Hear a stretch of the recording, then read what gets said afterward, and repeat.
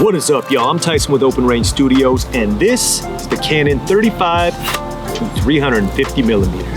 That's right, a 10 times Canon zoom lens straight out of the 90s. Well, it was in production from 1993 to 2004. It goes from a decently wide 35 millimeter view all the way to a super zoomed in 350 millimeters, but it does not have image stabilization. So why am I talking about it right now? Well, I picked it up a little while back when I grabbed the Panasonic S5 Mark II, which has great in-body image stabilization. And I truly feel that the biggest flaws of this lens are made up for by the camera.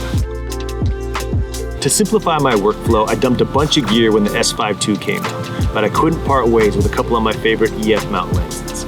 So I grabbed the Sigma MC21 adapter, which also allowed me to revive this old beast of a lens. So I love all the options and focal lengths, but there is a few flaws to talk about. But like I said, a lot of them are made up for by the camera. Shooting video at 350 millimeters without image stabilization is not easy. But with the in-body image stabilization of this camera, it's just something I didn't feel the need to pay extra for in the lens. And if the mechanical stabilization isn't quite cutting it, I can add the electronic stabilization, which will smooth things out even more. It does add a little bit of a crop, but with a full frame sensor and the ability to shoot 6K, still getting a great image out of it.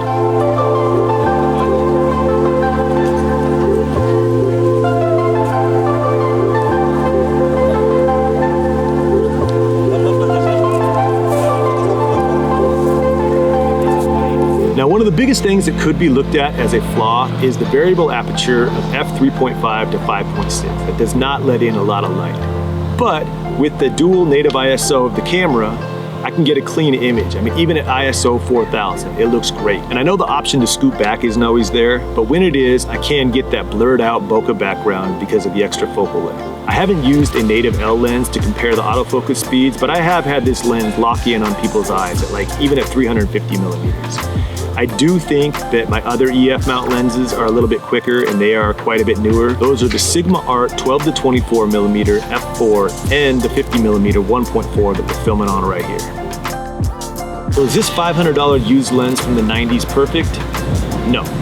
But I just didn't think the minor setbacks of it were worth me spending thousands more for just small improvements. Like, it does weigh 3 pounds, but I don't mind it that much because so many focal ranges are covered by that 3 pounds.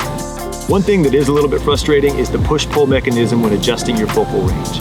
Now, I end up having to go back and forth a little bit trying to get that perfect composition, but it's not too bad, it just takes a little bit more time.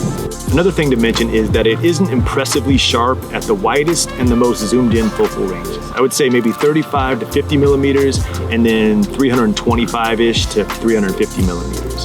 But I do also think there's a little bit too much emphasis on sharpness these days. I mean, I definitely bought into it a couple years ago, but now I'm starting to appreciate more like the look and some of the distortion and everything you get from more of a vintage lens.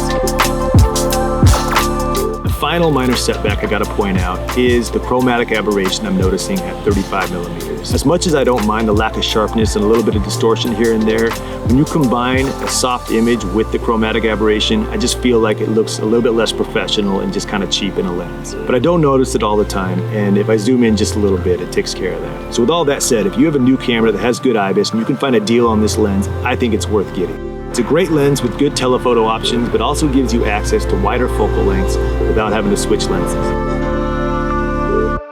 All right, now if this little review helped you out, do me a favor and hit that thumbs up, subscribe to the channel to follow along for more. All right, until next time, peace.